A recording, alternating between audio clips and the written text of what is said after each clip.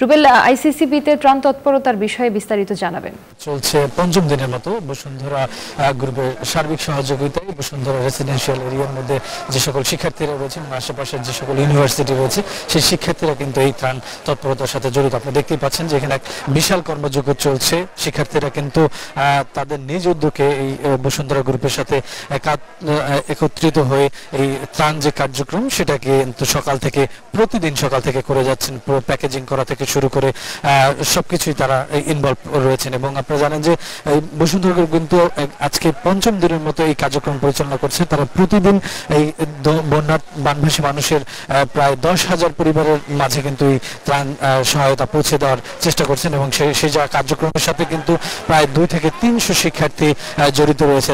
কিছু শিক্ষার্থীরা এখানে যেরকম প্যাকেজিং এর কাজ করছেন, তেমনি কিন্তু আবার কয়েকটা গ্রুপে বিভক্ত হয়ে দেশের যে প্রত্যন্ত অঞ্চলগুলো রয়েছে, যেখানে মূলত এই কুমিল্লা, চট্টগ্রাম, তারপরে ফেনী যে অঞ্চলগুলোতে ত্রাণ সহায়তা পৌঁছানো খুব দুর্গম অঞ্চলগুলো, সেইখানে কিন্তু এই বসুন্ধরা গ্রুপের সাথে যারা জড়িত হয়ে যে শিক্ষার্থীরা কাজ করছেন, তারা কিন্তু সেই জায়গায় গিয়ে ত্রাণ পৌঁছে দেওয়ার চেষ্টা করছেন। আপনি দেখতে পাচ্ছেন যে এখানে কিন্তু শুকনো খাবারের ব্যবস্থা করা হচ্ছে। কারণ আমরা কিছুক্ষণ আগে কর্তৃপক্ষের সাথে কথা বললাম, তারা বললেন যে যে